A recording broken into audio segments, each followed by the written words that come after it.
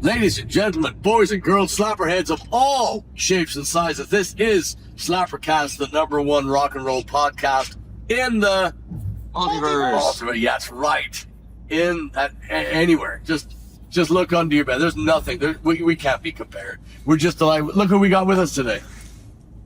Look who's running the camera. For a nice change. Look at that. Hey. Yeah, you got it. Yep. There he is. We are on our way to Nacogdoches, here in the middle of it's up in East Texas, and it's this is our second time at Fredonia Brewery. Very excited. It's only 102 degrees, and we'll be playing outside. We were talking just before the camera went on about pulling your weight. That's right. They're coming again. Like I say, it's 104 degrees now. Look at that. We just made the temperature go up. This is what you get on SlapperCast. All that said, I do have a rock and roll question for the lads today. Who would like to go first? Chad? Okay. So Chad's going first. I need your top three metal bands of all time. Easy question. Easy. Well, 2 is easy. Sabbath, first and foremost for me. And I also think technically they probably were the first one. Maiden, for sure. If you get my third one as well, I'm going to be angry. I'm trying to think of bands I actually like to listen to. I know there are other ones, the big 3.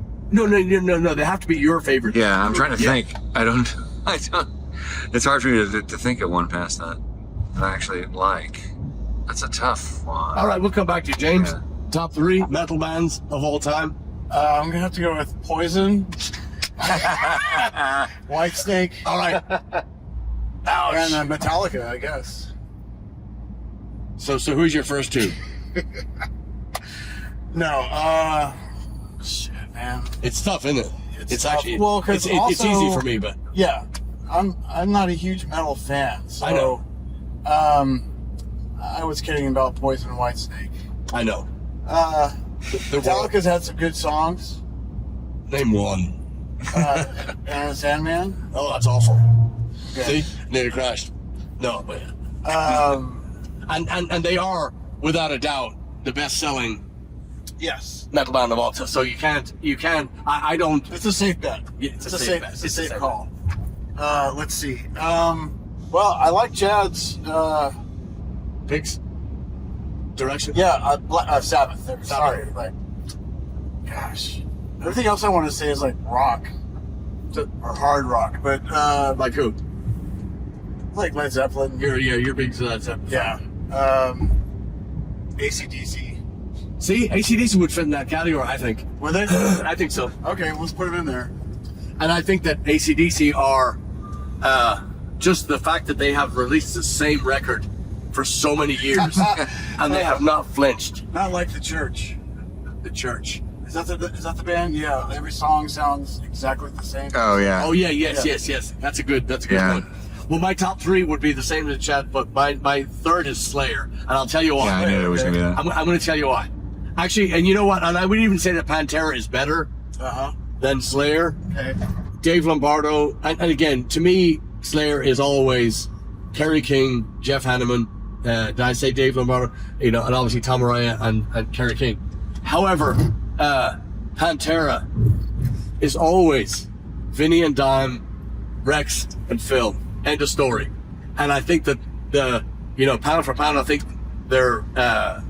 I don't know who's a better drummer, Vinny or Dave Lombardo. I don't know. I kind of like Dave Lombardo's groove, but Vinny is a grooving motherfucker. I mean, he's just, just serious. I mean, I don't know who's better. I do not know. You're gonna have to play something for me this evening. Yeah, I will. I definitely will. But I think that you'll love the. I gave Blackguards a chore a few years back. I said, I want you to listen to Vulgar Display of Power, which was their third offering, I believe. Second, maybe. I mean, they released some stuff back in the hair metal days, and it was very bad, in my opinion. But however, Cowboys from Hell was very good. Vulgar Display of Power just completely torched. Just went went nuts, and they put everything into it, and they started redefining the genre, in my opinion. So the reason why I wanted Blackguards to listen to them, because I wanted those beats. I wanted those. You'll love the drums, and Vinny was not only an incredible drummer with an incredible drummer's mind, but he was also a studio freak. So he was responsible for the a lot of the tones and a lot of the stuff that they were doing on the records. Anyway, so we're going way off course here, but my reasoning for picking Slayer was just because of the reach that they had, early out the gate, and they kind of helped shape that genre much more so, I think, than Metallica, because they kind of stayed the course. They didn't do a cut hair makeup album, in the 90s, so again, not slagging them for it, but they just stayed the course, like AC/DC. What do you think of Anthrax? I can't stand their singer. Okay. And I can't stand their guitar tones, but I think that Frank Bello, their bass player, and Charlie Benante, their drummer, are amazing, and both huge Maiden fans.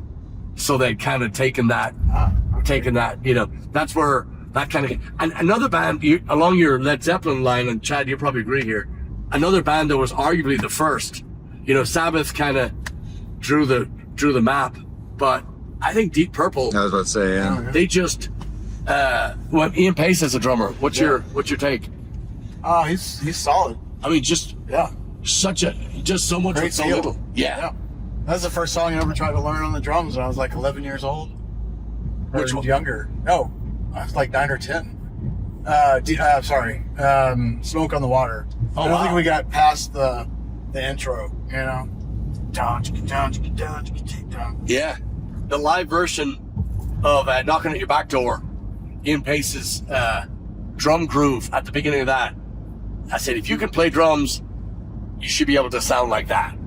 Because that, to me, is the definition of what a groove sounds like. Yeah. And he just has that. And of course, Keith York, who we played with last night, is an Ian Pace. Well, Steve. This time. Yes. Yeah. Right on. So if you had to go rock bands, would Led Zeppelin be your number one? Number one. Gosh. Who did Maybe so. Who did you play more? What bands did you play more in your early, when you began? We played a lot of Lynyrd Skynyrd, ZZ Top. ZZ Top. Love ZZ Top. I still love ZZ Top. Yeah. Everything about them. Yeah.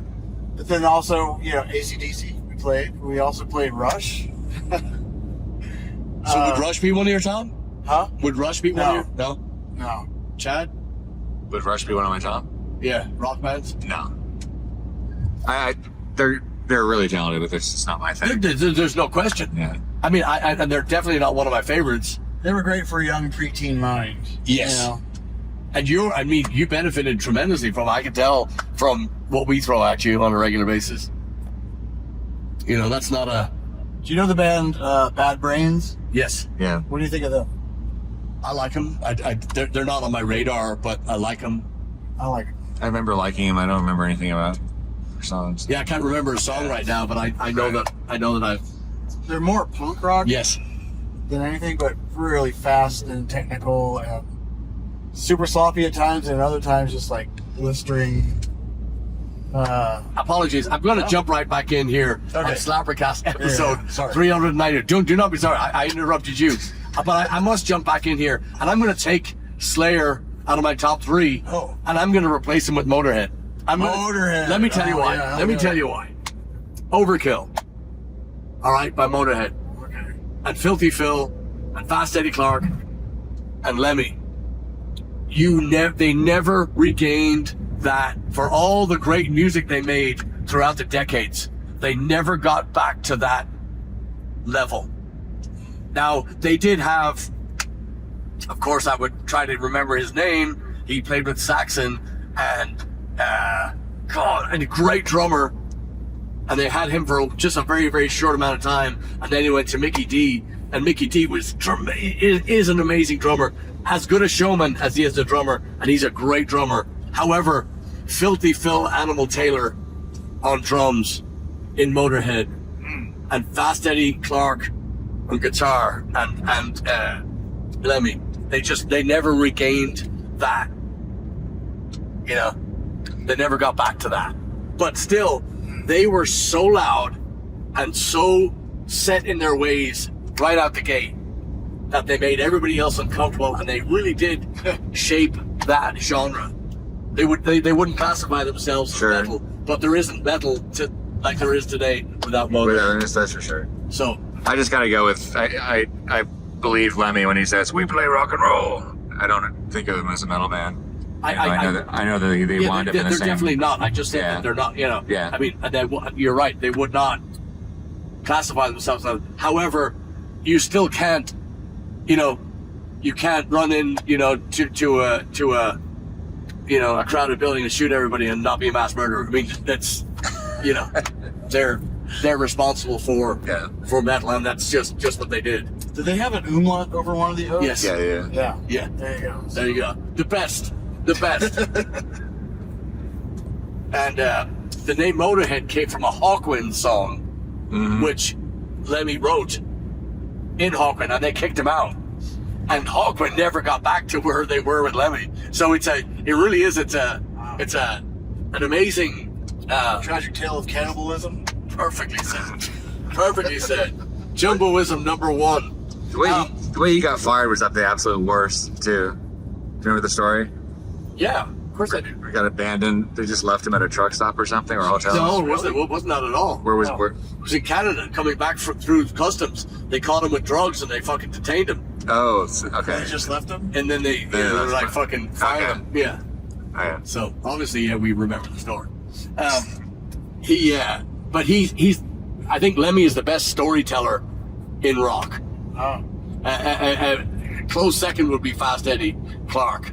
Those two, brilliant storytellers. Just that classic London humor, dry, sarcastic roast. You know, like the roasts. You know, that you see on TV, or whatever. These guys were just, scorched earth. These guys just brilliant. Get a chance to see an interview with Lemmy, just look it up, watch it.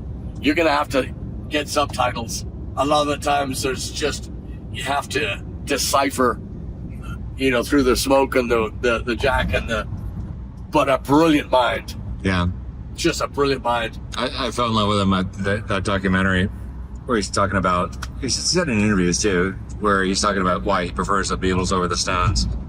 And also a really great segment where he goes into Amoeba Records to get the mono Beatles box set because he didn't want the stereo.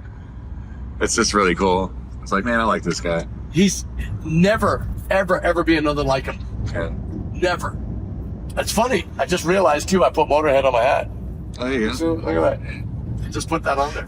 So there you go.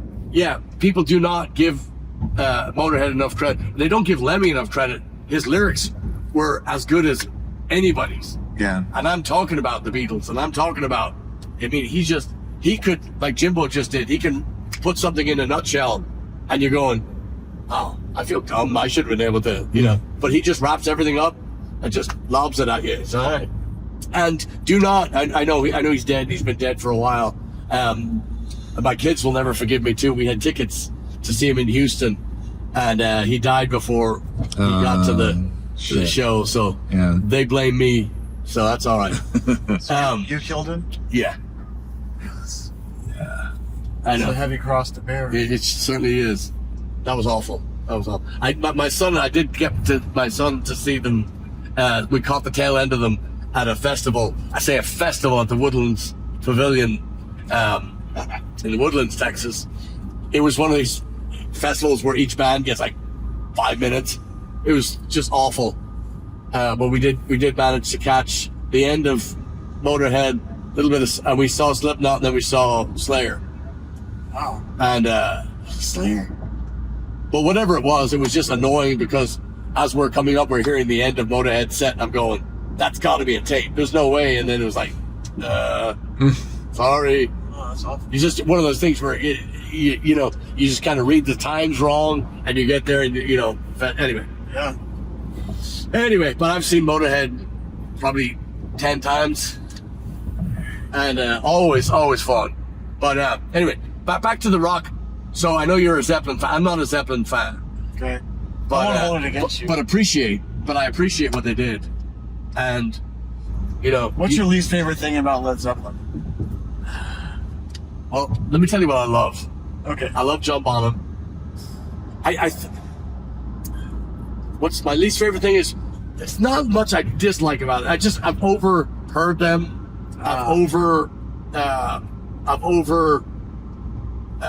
got over them very quickly. I got sick, tired of their songs quickly. However, their songs are not bad. They just like Queen songs. Queen songs never age. ABBA's never age. Seems to be the case. Yeah. Led Zeppelin, I can hear. I don't hear it again. It's fine, but I remember it was good. Right. Like well played. Gotcha. I think John Bonham was one of the top. Can I say top 10? I don't know. Well, he certainly was one of the most influential rock drummers. Yes. Not the best. So I don't think he's the best. I think that But he had a great feel, a unique feel, heavy feel. AKA Ringo. Taught people how to beat the shit out of the drums. Yeah. So if you had to be in a band with John Bonham or Keith Moon. I would pick John Bonham for sure. Yeah. Keith Moon really only belonged in one band. It's true. Yeah. I don't think he could play in any other band. No. And not just Just annoy the step fuck all out of over the everybody. music, Yeah. But he was a brilliant drummer in his own right. Yeah, Absolutely. Could he have formed his own band and been like a present day? Could he have sketch like Frank Zappa, sketch this stuff out, and It's really hard to imagine. He was just such a wild card. I mean, such a wild I'd like man. to see a sober version of him. Yeah. What would that look like? that's what I mean. Unfortunately, I never got to see what that might look like. Yeah. He was amazing. Yeah. I love watching him play. It's insane. I think going back to Motorhead too, Filthy Phil, Animal Taylor, watching him play drums hurt my posture. Like watching him play just hurt. I was just, how do you do that? He'd have the snare pretty much like the steering wheel. Oh. Just be it's like tilted up, and it just, and the hi-hat was pretty high up there. And it just looked uncomfortable. I was like, you could probably have played better. Nico McBrain's a little bit like that too. Yes. Yeah. It was those toms that go from the size of a penny all the way down to like the size of a, like an Asian gong. You're like this. It's just never ends. And How many drums does one drummer need? he needs all Good of them. question. Terry Bozzio. You ever seen his? Oh, I haven't seen it. Is that the one where he has to be lowered into it? Perhaps. I mean, he's got, I don't know, over a dozen pedals. No. Yeah. And he's just got shit everywhere. That hurts. Alex Van Halen's pretty catastrophic. And Alex Van Halen doesn't get enough rock and roll. It's true. He had a really great field. Yeah. And you know who it is right out the bat. That's my favorite. Yeah. When you listen to a rock and roll song, you go, Brian Taylor of Queen, same thing. You can tell who that is immediately. Those toms, Yeah. you know immediately who it was. God, there's so many good ones. Tom Petty's original drummer. Yep. Lynch. Steve Lynch. Something Lynch. Oh, I think it's Steve Ferrara was Stan. the other Stan. Stan Lynch. Thank you. Stan Lynch. Brilliant drummer. Great harmony. He was really behind the beat. Yes. Yeah. On the Phil rock. Rudd. Phil Rudd behind the beat. AC/DC. Oh, I mean, even more so than that. yes. It's hard to imagine, but apparently he had trouble in the studio. I remember saying in that Stan? Stan Lynch, in that Tom Petty documentary. I think it was, I can't remember who. I'm pretty sure it was Jimmy Iovine was saying that Stan would. I don't know what the problem was, but it was hard to get a good take out of him sometimes in some of Really? those records. Yeah, Which yeah. is hard to believe because they all sound so good. Yeah, he and Tom eventually had a falling out. I know. That's because Stan's commitment started to waver a bit. That blew me away when he was fired like he was. It was just... anyway, I love this drummer shit. I love this drummer talk because, Jimbo tells me they're good. I'm going to agree, but I really feel like I'm a frustrated drummer. Trapped in a woman's body. Yeah. But the drummer that took his place, Tom Petty, Steve Ferrone. Man, that guy is... I love him. Have you seen that video on YouTube of him, like when he played with Average White Band? No. He's just like, he was the groove master. He's I think great. he played in Power Station too, and like. No, that was Tony Thompson. Tony Thompson. Oh. He also played with Chic. Oh. I didn't know that. Yeah. Pretty sure that's right. Right on. Checks notes. Tony Thompson also, when Led Zeppelin played that disastrous gig at Live Aid God. with Phil Collins, Tony Thompson was the other drummer, and neither Phil. A lot of blame was Chester thrown on Thompson. Phil. Chester Thompson played with Genesis. And Frank Zappa. And Phil Collins. Yeah.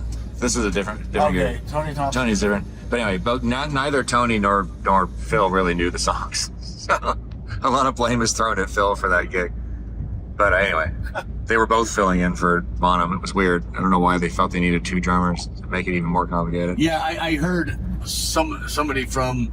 I better scrap that sentence because I'm going to get the names wrong. So I did hear something recent, and they all the blame was on Phil. But yeah. So other top drummers, that once you hear the kit, like Nick McBrain, once you hear the kit, you know exactly who it is. Oh, Stuart Copeland. Stuart Copeland. Oh, that's great. That's Yeah. a great call. Top. Surprised he hasn't come up yet. We talked about him so much. Yeah, I mean, I adore his style. You talk about, so a second ago I said, Filthy from Motorhead, his posture and his kit and it just, everything felt like it was so labored, It just felt and looked like that. Stuart Copeland, the exact opposite. Although he made the faces, it just looked like he could do anything from where he had that whatever that jazz grip thing that he uses. Yeah, traditional grip. on the snare. I mean, he just looked like he could do anything at any moment, and he usually did. He usually just out of what was that? Like Sting. Yeah. Giving out to him for that fill in Every Little Thing She Does Magic, and he's like, "Fuck you," because that's gonna be on the cover of Drummer. I mean, he did like a 9 beat in the place of 8 or whatever. It was so beautiful. I as a kid hearing that drum fit, I was like, "Play that again." I want to hear that again. That was the first thing in the song. Was just, so drummers who've been in multiple bands, Zach Starkey for sure, and Simon Phillips. They both played with The Who. Obviously, Zach's mostly known. And you can tell them just by the sound of the drums. Yeah, yes, totally. Simon Phillips has a very distinctive style. I first clued into him because he played on Pete Townsend's solo stuff in the 80s, and it's really tasty stuff on there. And then he actually did sit in with The Who after Kenny Jones was let go. I saw him in a drum clinic at the old drum shop when it was still on Alabama. Really? Yeah, long time ago. What about Cozy Powell? Do you guys? Who do you play with? Yeah, I don't even know. Oh my God! I've heard the name. Played with White Snake. He played with. Actually played with Gary Moore for a while. Okay. And he, but I mean, just another one of those. Once you hear that first, first snare, you're like, "Yep, there's Cozy Powell." But he was massive in Europe, much bigger in Europe than he was here. Another distinctive feel drummer, Jim Keltner. Yeah. Oh, Jim Keltner. Yeah. I can't really tell by the sound of his drums, but I can tell by what he's playing. Yeah. Yeah. I'll go with you. I'll go with you on that. I'm a little bit of a disadvantage here because, like, I can rattle off all kinds of jazz drummers because that's what I spent a majority of my time, especially in high school and junior high school, listening to, and then years after too. So I missed out on a whole lot of pop culture. Well, give me some good jazz guys. Oh man, Tony Williams, number one. Tony Williams. Is that Serena Williams' brother? Hey. Tony Williams is my favorite all-time jazz drummer. Jack DeJohnette. What would I've heard of Tony Williams? Miles Davis in like the 1960s. Oh wow. then he had his own band, Tony Williams Lifetime. After that, played with Wayne Shorter. Wayne Shorter's my favorite jazz composer of all time, but he was also in that quintet with Miles Davis back in the 60s. Herbie Hancock and Ron Carter on bass. Wow. That was to me the most influential in my life, learning jazz. And then there's Art Blakey, you know. He's an amazing drummer. How do I know that name? Yeah, he had the group called the Jazz Messengers. He was one of those kind of bombastic jazz drummers. And then, what's his name? Elvin Jones, who played drums for John Coltrane for many years. Gotcha. He had this amazing kind of rolling triplet feel always. So there's just a lot of forward motion in what he was playing. You know, like a locomotive almost. Wow. I like the sound of that. Yeah. Can you give us some examples tonight during Rock and Roll Party? Sure, man. I like the sound of that. Oh, fucking Phil Collins, obviously. As far as distinctive drummers.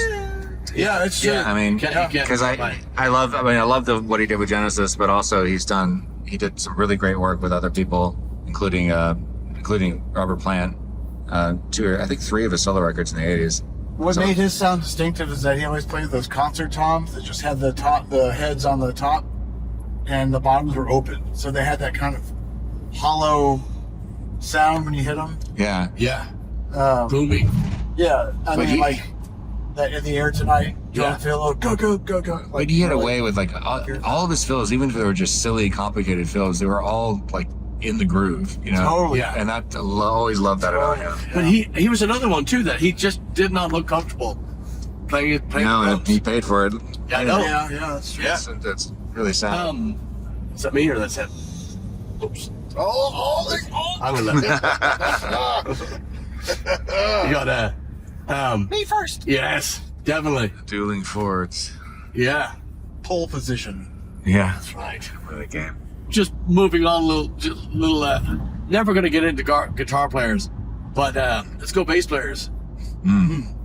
If you had to pick your favorite bass player in rock music, John Entwistle. John Entwistle. Yeah, I knew you were gonna say that. Yeah. Hands down. Yeah. Yeah. Because he can do anything. Well, I just kind love of his feel the skill. same way about John Paul Jones from Led Zeppelin. Yeah. Yeah. Like he was Right. actually the most talented in that whole band Yeah. because he had the organ chops and Mm-hmm. keyboard. And he can also play mandolin He beautifully. does scores. Shit. Yeah, Yeah. he was definitely like the I can't think of the term. It's like the librarian of the band, whatever. Like He was the nerd. yes, for lack of a better term, the music nerd. Yeah. Much like yourself. Yes. Yes. No, I you- will you happily just- accept that. both of term. you- Yeah, you just pull out some shit. I'm like, what? Wow. Yeah, Chad, like I was talking earlier about, I think don't think the camera was on. I don't think SlapperCast had even moistened up at that moment, but we were talking about Keith York and his encyclopedic, his recall, and his liner notes and his sub drummers and music. It's off the charts. And Chad's like that as well. Very, very knowledgeable and very very well read as far as. Thank you. Can I He's, list some other bass players? I don't want to just stop. It's like a Lay's potato chips. I don't want to just stop at one. Yeah, well, you want to know your favorites?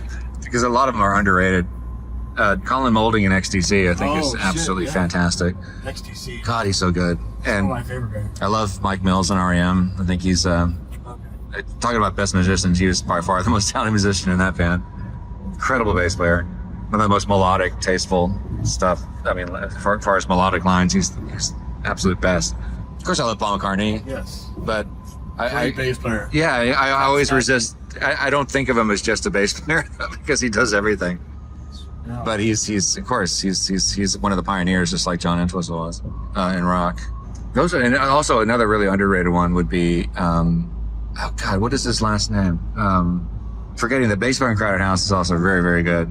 Oh. But I'm trying to remember his name now. And also the bass player in Robin Hitchcock's band, and I can't remember either of their names now. Robin Hitchcock and the Egyptians, the bass Yeah. player in that band.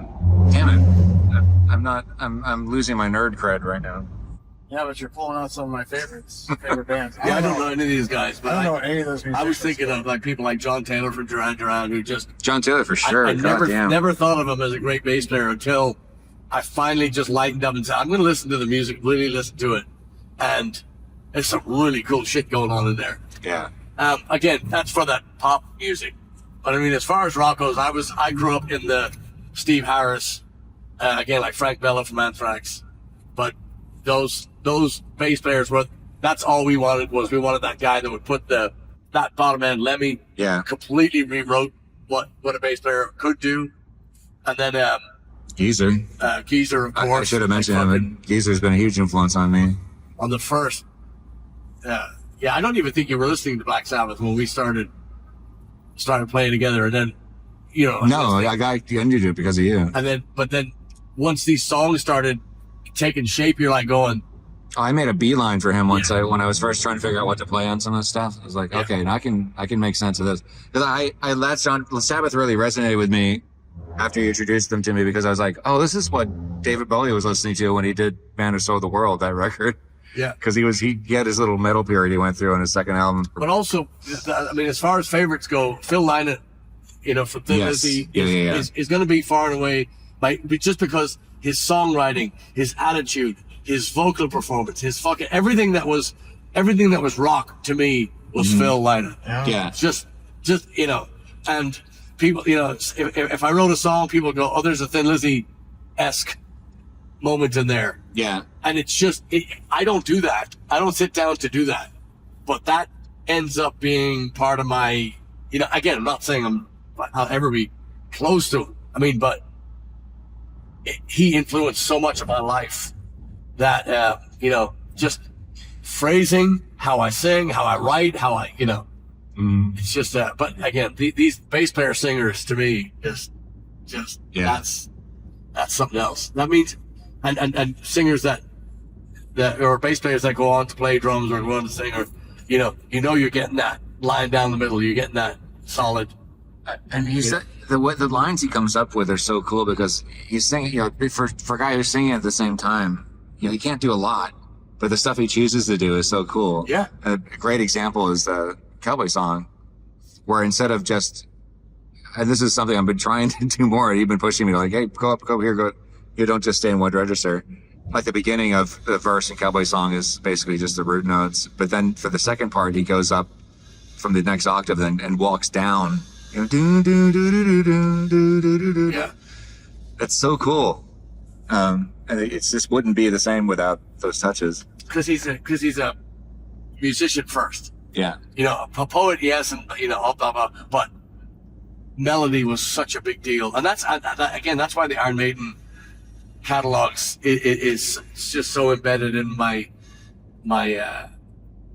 musical foundation, because everything they did was singable. It's all a tune. It's all a James Edwards. Do you drink alcohol? I do not. You do not? No. How long have you not drank alcohol? It's been over 19 years. 19 already? Yeah, it was like mid-June when I quit in 2007. 2007. I remember that. Yeah, I remember I was that. playing with you. Yeah, I know. Yeah. Back then. Yeah. I know. I want to even take a little Right in credit the midst in of that. it. Yeah, I think you can. I'd like to. You show me that it's possible to live a sober lifestyle and have lots of fun. And you are lots of fun.